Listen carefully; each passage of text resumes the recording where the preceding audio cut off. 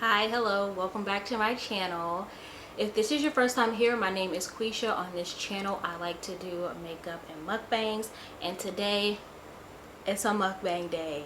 So let me tell y'all what I got. I got some snow crab clusters, I got some corn, some eggs, some baby cucumbers, some fingerling potatoes, and some sausage.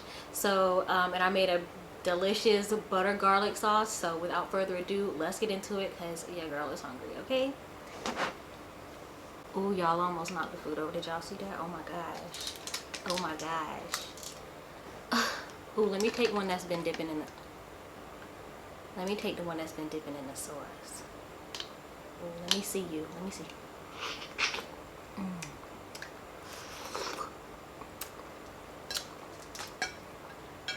You can never go wrong with a seafood boil.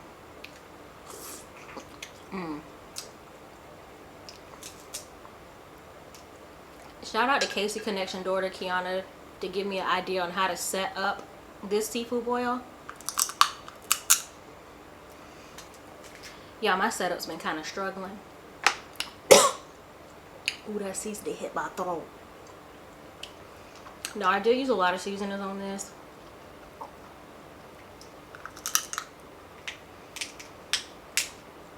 Because my last one just wasn't seasoned enough. Oh, the seasoning is all down in the meat.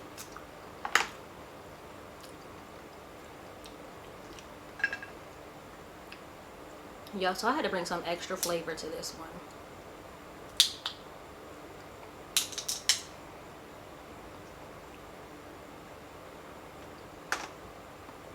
Ooh, that big old claw meat. Ooh. Oh my god. Sometimes I'll be like, did I cook that? Yeah, I bet you cooked that.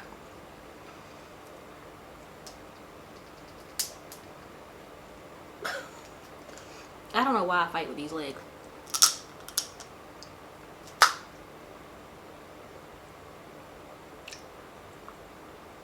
So how y'all doing? Y'all alright?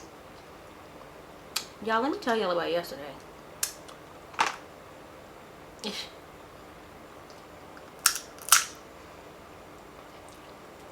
I tried to record a Burger King mukbang yesterday.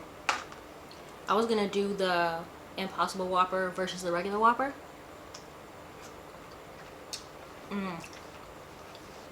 Y'all, this is my best one yet. Like, the seasoning is like deep in the, it's deep in it, in the meat. Let me taste a piece of corn.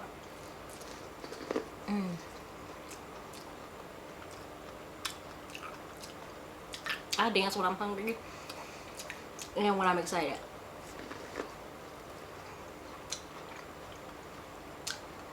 Excited to be eating.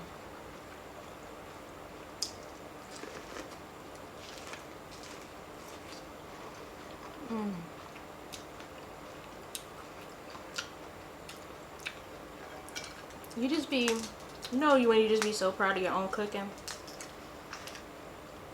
Like, I want to call somebody to come eat this, but I don't want to share it.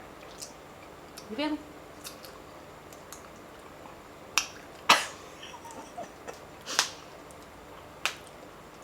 Y'all, it's seasoned to death. It's seasoned to death, alright? Let's see if I can do this. You gotta believe in yourself, and when you do, good things happen. Okay, so let me tell y'all about the Burger King.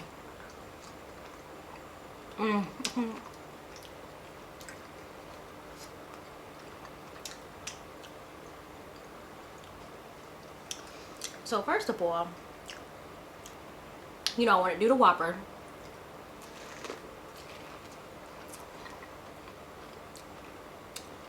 Me and Mike go to Burger King, right?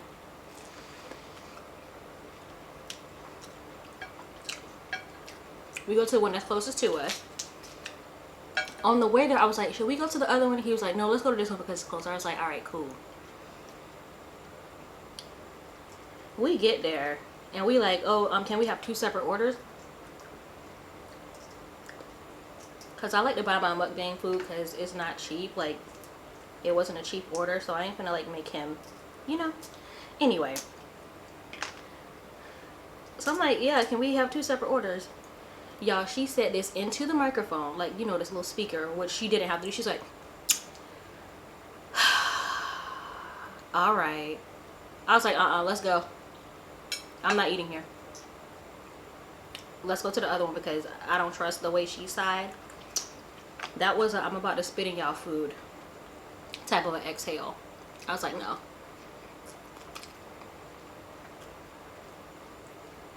Not today. So we get to the other Burger King and they just treated you with love and joy. I get home. I start to set up. See, that's the annoying part is once you get home, I pre-set up, but then I still gotta like make sure everything is in frame and all that. So I put the food, the burgers, I put the burgers in a toaster oven, like real quick. Then I came out the room. I smelled this smell. They was burnt, bruh. They was burnt. I was so mad. They weren't completely burnt. They were just, the top bun was burnt. But that thing was black and crispy. You hear me? There was no saving it. None.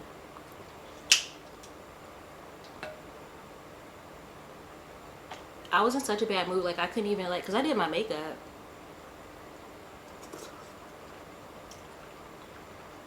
I couldn't even take no pictures. Because I couldn't fake being happy or being cute. I had an attitude.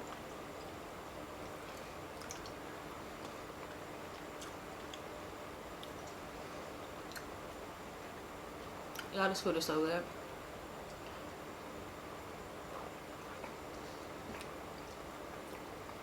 So anyway,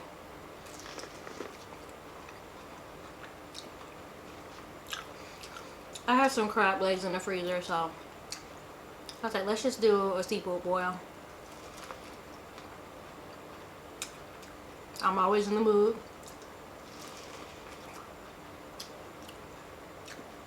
I know some people say that they don't understand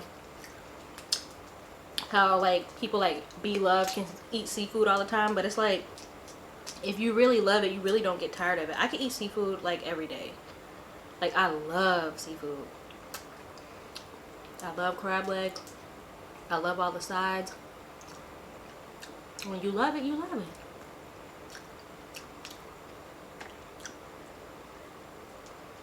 Alright, y'all. So, you know, we here to talk about the book as usual. Plugging our way through, making our way downtown.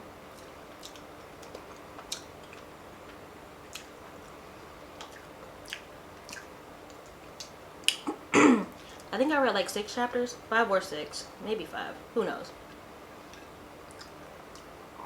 We find out a little bit of tea, but nothing too crazy.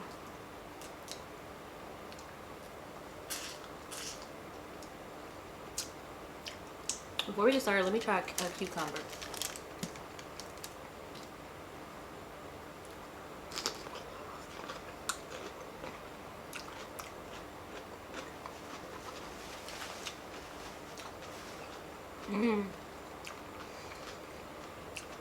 Now I know what they be doing this. Oh, that is very good.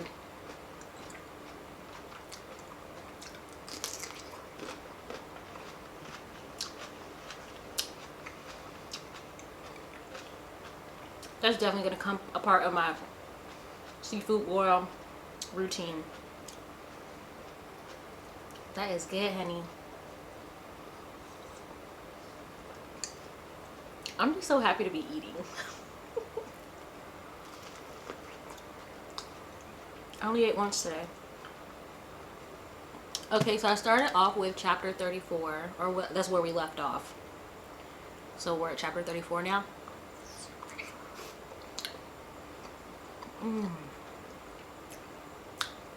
The egg.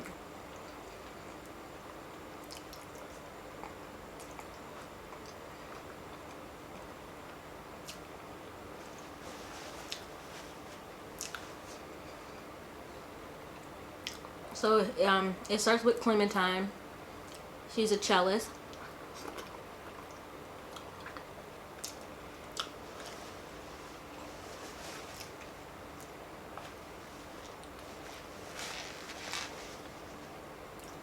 And for work here and there, she plays in a string quartet. And they're getting ready to play a wedding. So she's like sitting in her car because she got there extra early because of the rain. They keep mentioning it in every single chapter. Like how bad it's raining. And she's just like, you know, ready to start work or whatever. She's looking at the weather. She's like, maybe it'll hold up. Maybe we'll be okay. Because, you know, they have to play with instruments and the wedding is outside. And the bride didn't have, I guess they call it a weather plan. If you have an outside wedding, it's good to have a plan just in case of rain. She didn't have one. I'm going to try this. I'm going to try this sausage. Mike said they were a little spicy, so let me see.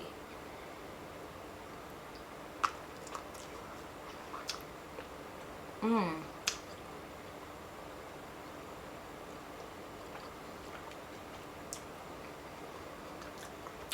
y'all can't even see my little sauce. In this sauce, I have a ton of garlic. I love garlic so much. So that's what you see floating around at the bottom. Some lemon.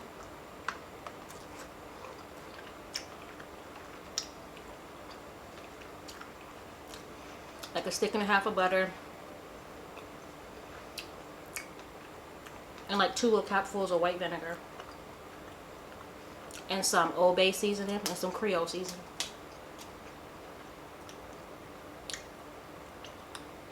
And it's so good. So anyway.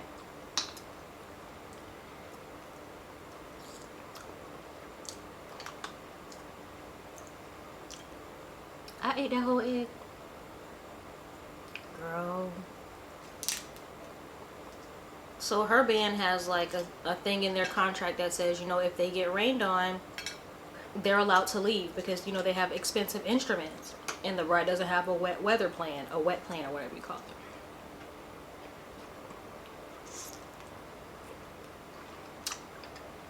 So they start setting up. And there's like banter between the 4 of them. You know, they've been playing together for a while. One of them is like being really like passive aggressive, making all these comments to Clementine. Like talking about her husband. Saying she thought he was tone deaf. Or she heard he was tone deaf, which is like, why do you care? Saying she could never date a non-musician. Like, just being petty. I'm not sure what this all means or if it's important, but it's being mentioned. So I'm just going to go over it quickly.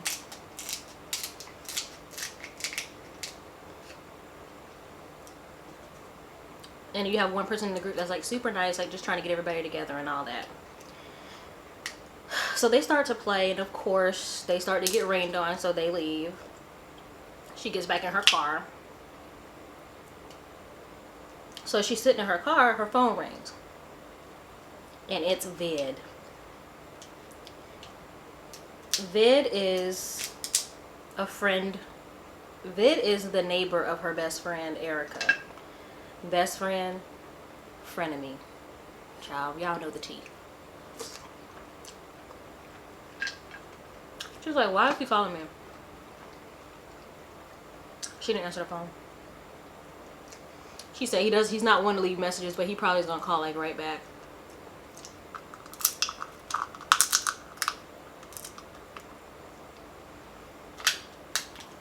So the phone rings again. But this time it's not Vid, it's the IVF clinic. Clementine has volunteered to, well, begrudgingly volunteered to donate her eggs to Erica because her and her husband Oliver are struggling to have a baby. It's just so satisfying when it comes out like that. But we all know, if you watch my previous mukbangs, that Clementine does not really want to donate her eggs.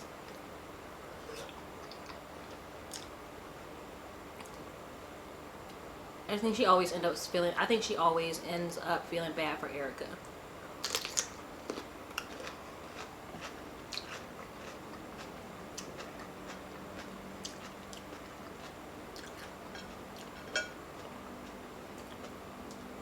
I don't think she answered the phone either. I think she just let the lady leave the message. You know, so they can get started on the process. Then her phone rings again, and this time it's her daughter's school. I don't remember which daughter. I think it's the older one. Holly. Seemed like her daughter saying she's sick. And they've been doing this back and forth thing with her daughter. Ever since the day of the barbecue, her daughter has been oddly sick every day at school. But when Clementine goes to pick her up and she gets in the car, ain't nothing wrong with her.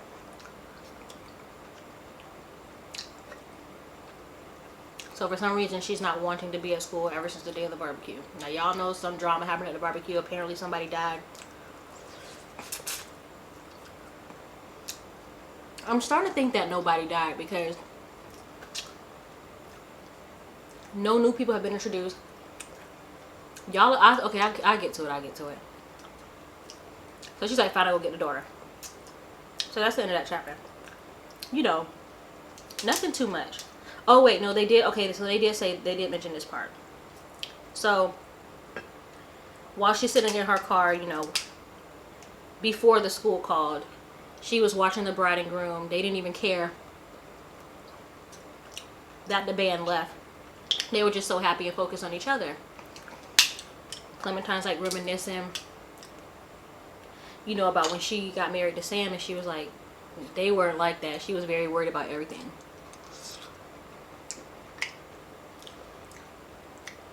And she looked back at this bride and groom, and they were just like laughing at everything. And she said they were laughing too at their wedding, but she's like, maybe we shouldn't have.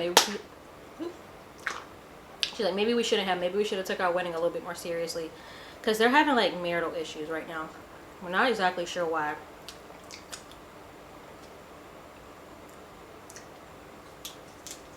She thinks they're like on the brink of a divorce. And she was just, you know, just recalling the day of her wedding. And then she remembers, you know, the day of Erica's wedding. You know, of course she was, I think she was like maid of honor or something. Because Erica doesn't have very many friends. And she was just like, she remembered Erica, all Erica was worried about was Oliver, her husband.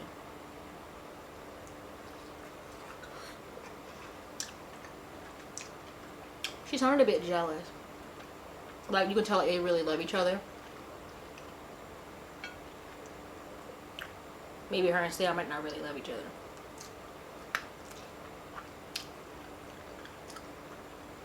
So that's something interesting to note, because while Erica might be like annoying and super uptight, she seems to like really love her husband.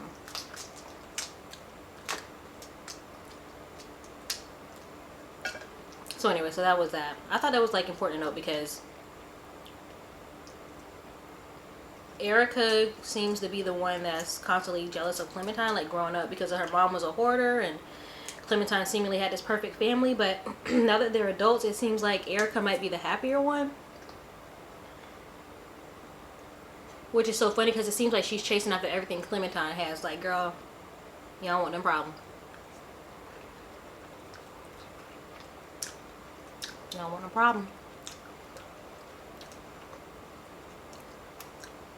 So chapter 35 is back to the day of the barbecue. Now, in the last mukbang, we were left off where Tiffany, which is Vid's wife, was about to tell everybody how she and Vid met. At first, they claimed they met like bidding on a house, and then Vid was like, girl, that ain't how we met. Tell the truth.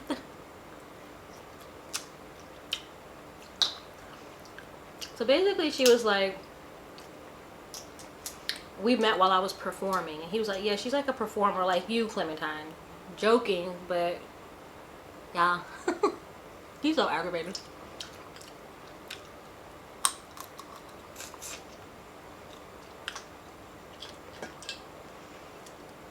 Clementine was like, "Oh, you're a musician?" Tiffany was like, "Nah." She's like, "I'm a dancer." She was like, "Oh, like you dance?" Like they think like ballet or some crap. She was like, "Kind of, but you know, like it involves a pole." And they're like, "Oh, like a pole dancer." I don't know what they thought that meant, but she was like, "No, babe, I was a stripper." Erica looked shocked and appalled. Oliver's just trying to keep it all together. He's just trying not to be embarrassed. Clementine and Sam seem intrigued.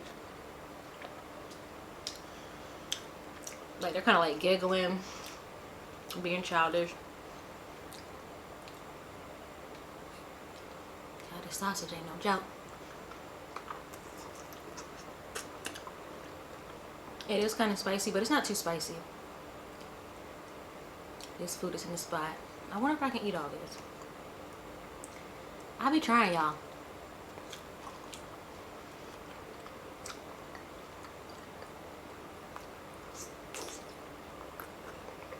Like I said, Clementine and Sam were intrigued. Like, you were a stripper? Erica in her hair, like, look at her. Of course she was a stripper. But she said something cute, like, "Oh, you know, of course, you know, I can see it. You have the body for it." And then Tiffany said, she was like, you know, she wanted to be like, "Yeah, I do have the body." And I was proud, but she was like, "You know, you can't really brag about your body like this in front of moms. You know, certain type of moms, they feel some type of way about it." So she was just like, you know, trying to be like,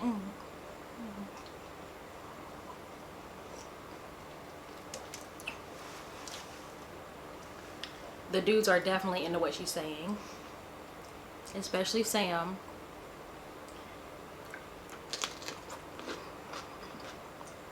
You know, so she was just kind of like, you know, whatever. Yeah, you know, like I stripped or whatever. And she was just like, you know, saying to herself, Tiffany was. She liked that Vid wasn't all uptight about stuff like that.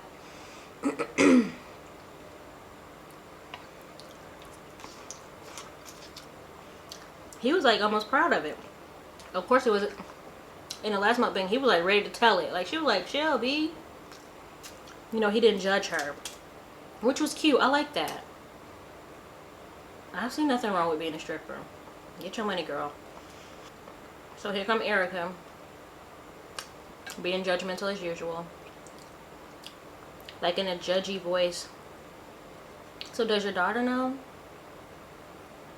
Tiffany looked at her like, trying to put it together like, "Well, she knows like I used to dance, but I'll tell her more as she gets older." She was like, "Oh, of course." Erica is always in everybody's business. I want to like her, but it's just like she makes it so difficult. Like she's too nosy.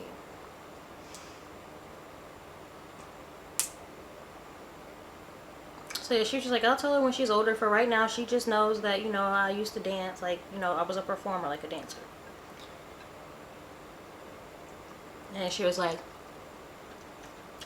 Vid's first wife and his daughters definitely don't know. I told y'all before, they already don't like her. So if they knew that, that would just give them more ammunition. So, but they heard one of the little girls calling for them. Like the one of the little girls was screaming in the background. So they changed the subject because they didn't want her, like, they could hear her, like, coming up to them. Nosy little kids. They be trying to listen. I know what they doing. So chapter 36 is, like, present day in the book.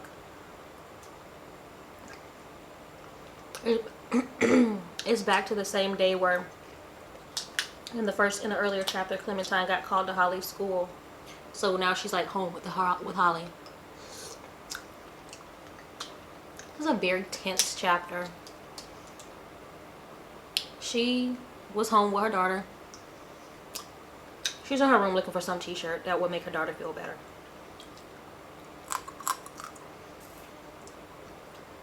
Y'all remember now it was raining, so Sam walks in the house dripping wet. She said for some reason he never wants to, like, get an umbrella.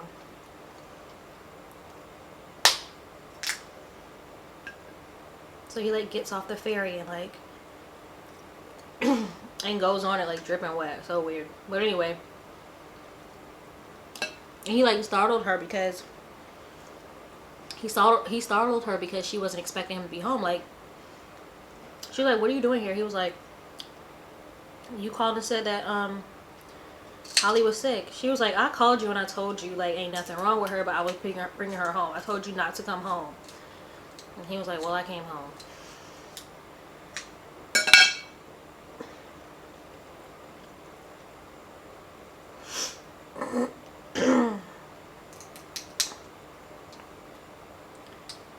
But she was asking him like, "But so then why are you home early? Like, why are you here when I told you not to come?" And he was like ignoring her, which is so awkward because he like standing right in her face, like, "Bruh, I know you hear me."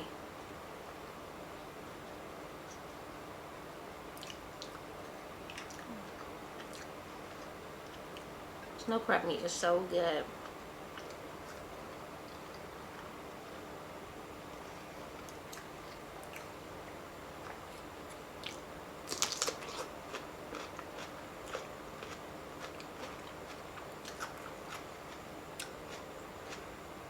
Who knew cucumbers would fit in this? Like, who knew?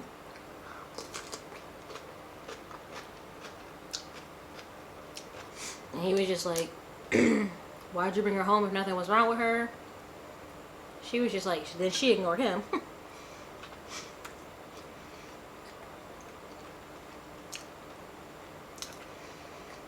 She's like, her birthday party's coming up soon, and she wants to invite Dakota.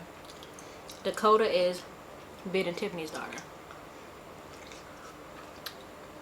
You look like, what? Dakota. He was like, Ben and Tiffany's Dakota? She was like, yeah. He was like, no. Hell no, she's not invited her.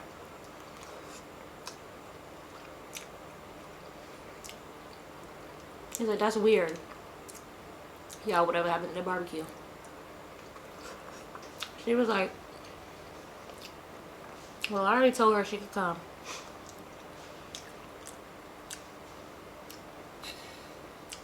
He was like, no, she's not. She was like, yes, she is. Like, I told her she could come, so she's coming.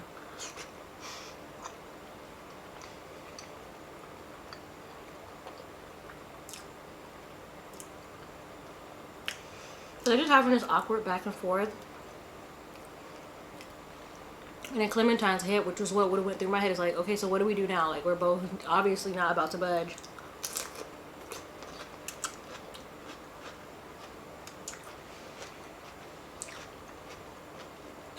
So she changes the subject.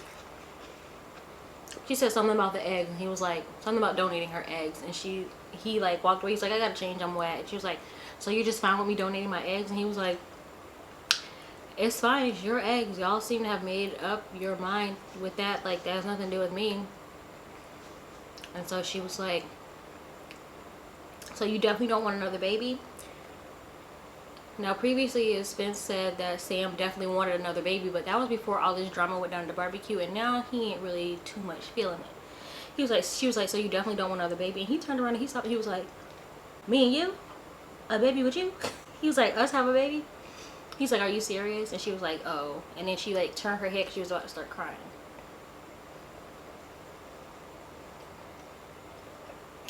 Y'all, that's sad. That's sad.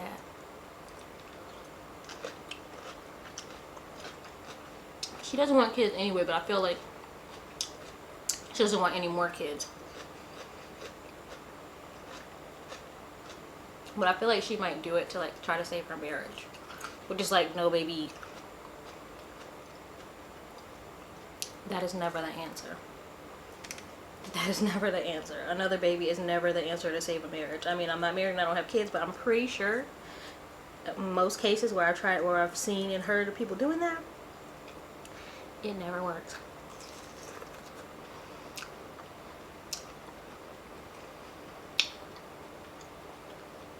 To me, it seems like it would bring more stress upon you, like having a baby. But girl, what do I know? Anyway, chapter 37 is back to the day of the barbecue.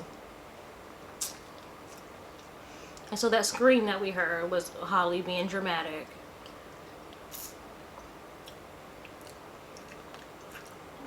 So Clementine goes over to them to check on them to make sure they're okay. And she was like, girl, don't you know about, you know, the boy that cried wolf? I feel like that's a clue. Like, I feel like there's going to be like a lot of screaming. Since this might be the third time we done heard her scream, I feel like they're going to ignore it and it might be something serious. I'm just making predictions. She's like, I don't know no boy named Wolf.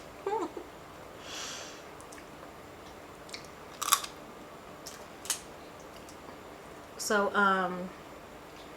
she's just checking up on them, and she's like thanking Dakota, you know, for watching the girls. Dakota's like, Dakota doesn't want to be watching those girls. She wants to go up in her room and read. She's like, yeah, sure.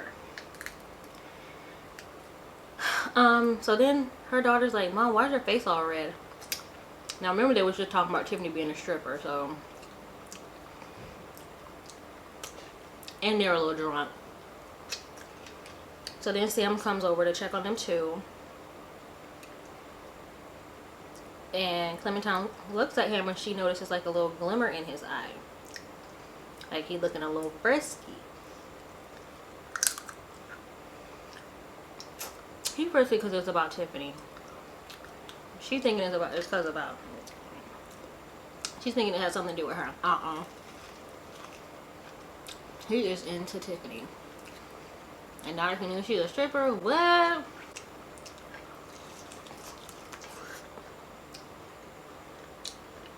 They're gonna really set it off.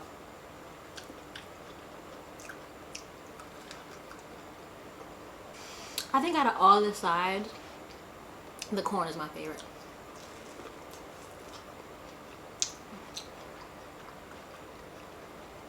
Yeah, it's the corn.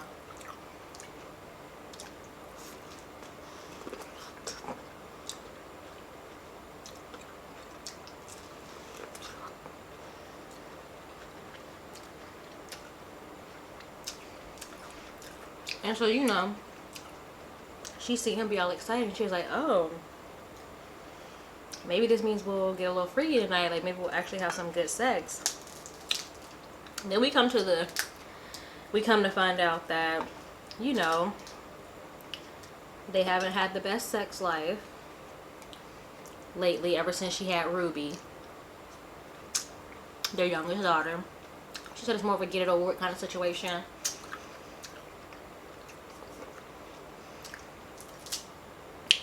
And lately it's been, you know, few and far between. So she was like thinking, you know, maybe this party with this ex-stripper was all we needed to like jumpstart our marriage. Like, shoot, we might go home and get it in.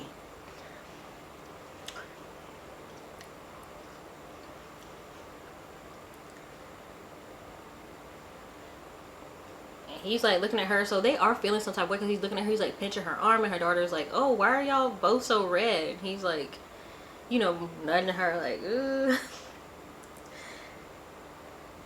Job. So that's that chapter. Alright, so the last chapter I read was chapter 38. It's still at the barbecue, but now we're at Erica's point of view. Now, to catch y'all up real quick, if you haven't been watching my other mukbangs, Erica, like I said, is Clementine's best friend. And the day, like right before they came over across the street, because Erica and Oliver live across the street from Tiffany and Vid, so right before they came across the street, that's when Erica decides to ask Clementine to donate her eggs for her and Oliver. And Clementine was like, what? And then once they got to Vid and Tiffany's house, Erica overheard Clementine and Sam. She really overheard Clementine talking to Sam, where Clementine was like, it repulses me, the thought of me donating my eggs. What if my daughters look like her? I mean, what if the baby looked like me? Like, I would feel like it's my baby. Like, Erica heard all that. Clementine didn't know Erica heard all that. She wasn't sure if Erica heard or not because Erica was outside the door. Cut to, now they're downstairs. Erica is drunk, which she rarely gets drunk. and she's not feeling it. She's just surly. Oliver's looking at her like, are you okay? Like, you look like you might have too much to drink. And so this sets off Erica because she's like, she never gets to be the drunk one.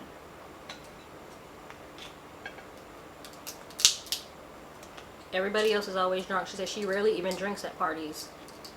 Because, like, somebody has to be responsible. Girl, I want to be me. So she's, like, looking at him funny. She's swaying back and forth. He's looking at her. And she's looking at him, like, looking at her. And she realizes, you know, he's picking up on her drinking because his parents are alcoholic. And then they tell this story about how when he was younger, he missed a math test. He's an accountant nowadays, by the way, but he missed his math test because his parents were too drunk to take him.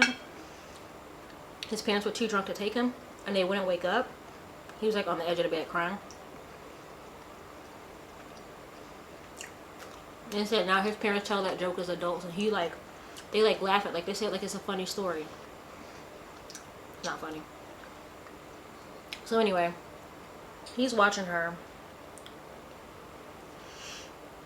And then she recounts another story of how when she was the designated driver for Clementine, when they were, like, young teens drinking, she'd always, like, you know, be there for Clementine. Defending her from drunk men that get, like, aggressive. And Clementine would thank her, saying, you know, the next day being like, oh, thank you for saving me. You're such a good friend. And now Erica's like, yeah, I'm such a good friend, but you don't want to donate your eggs to me. It repulses you. I mean, true tea. I do feel bad for Erica because she just can't catch a break. The reason she became a perfectionist is because her mother was a hoarder. She was dirty. She had fleas as a kid, and now she's super anal, very clean, very uptight. It's just, I don't know. She just wants a baby. Y'all really good. Please help me.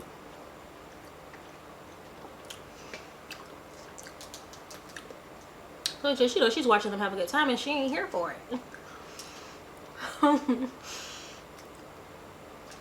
You know when you're drunk and in your feelings. She going through it. So she just like looking at everybody, making remarks in her head about Tiffany being a stripper, like just being rude. And then Vid's phone rings. They're playing music, you know, at the barbecue. You know, having a party. Vid's phone rings. Tiffany's like, get your phone. He looks at it. Turns his face up like, it's Harry. Harry is their neighbor who, present day, was just found dead at the bottom of his stairs by Tiffany and Oliver. So Vid turns his face up. She's like, answer the phone. He's like, nah. Tiffany answers the phone and he's complaining because he wants her to turn down the music. So she turns it down a little bit. He was like, you should have turned it up. Vid is so petty. He was like, basically, like, I hate that guy. He's so mean. He kicked our dog. It was like, he kicked the dog. Tiffany was like, he might have kicked the dog. Like, we don't have proof. Seems like Vid really hates him. So my question is, did Harry really fall down the stairs? Or was he pushed? So Erica's swaying back and forth in the chair. She's sitting in one chair. Oliver sitting, like, I guess in a chair across from her. And she was like about to lean in to hug him. But she caught a glimpse of his face. And he looked repulsed because she was so drunk. And she was like, you know what? F it. Everybody tired of me. He was probably repulsed because I don't think he likes drunk people because of his parents. And to see her drunk was probably like a huge turn off for him. Especially if he's not used to seeing her drunk. So everybody just repulsed by her tonight. At least that's how she sees it. Well, you know, that's kind of how it's appearing. And then Vid turns to Clementine, his favorite. He got a little crush on her. Yeah, so, you know, like, oh, do you play weddings?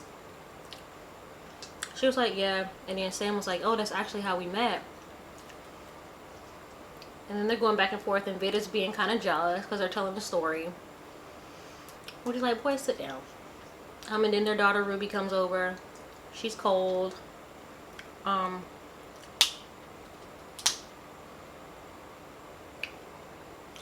Clementine's like, oh, I'll get you the coat that grandma just got you. Erica in her head is like, the coats I picked out. Erica has a close relationship with Clementine's mom, which is another thing Clementine does not like. So while Erica couldn't really tell Clementine that she picked out the jacket, she couldn't tell Clementine that she picked out the jacket, but in her head there was like satisfaction knowing that she picked it out. And she was like, she dare not tell her she went shopping with her mom because it'll like send her right off the edge. I mean, it is kind of weird. But then again, Erica doesn't really have a good relationship with her mom, and Clementine's mom seems very open to it. So, I mean, I see what's going on. But Clementine is just like tired of Erica trying to take everything from her. Her mom, now she wants her baby. Well, kind of. But that's how she's seeing it.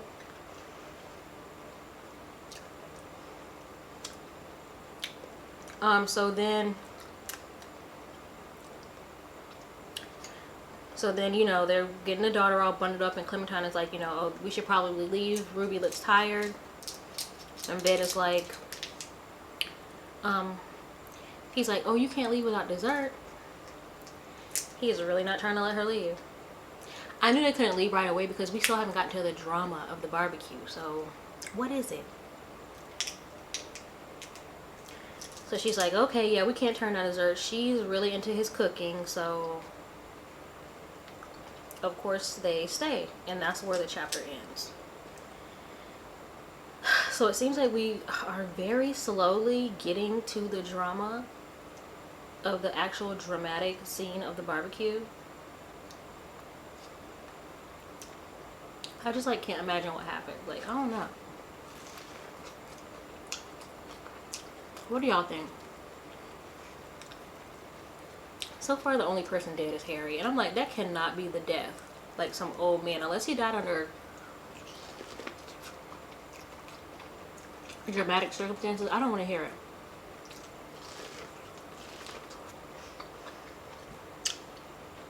This is the same, the woman that wrote this book is the same person that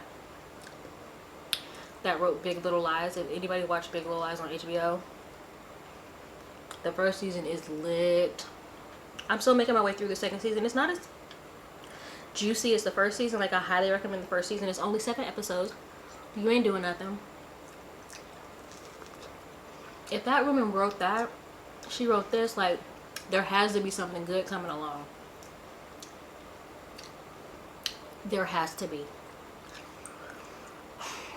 Y'all, I never thought I'd say it. Well, actually I did, but your girl is full. I'm ready for some more juicy chapters to pop up. We've only had a few here and there. It's kind of like slowly building up, and it's just like, I feel like the last half is definitely going to be like juicy. I hope so. Y'all tell me what you think of the book so far. We will get through this. We're making our way to the drama. It's on its way. Murder and lies, deceit and trickery is right around the corner. So with that being said, if you enjoyed this video, please give me a like, comment, and subscribe to my channel. I will see you in the next video. Bye.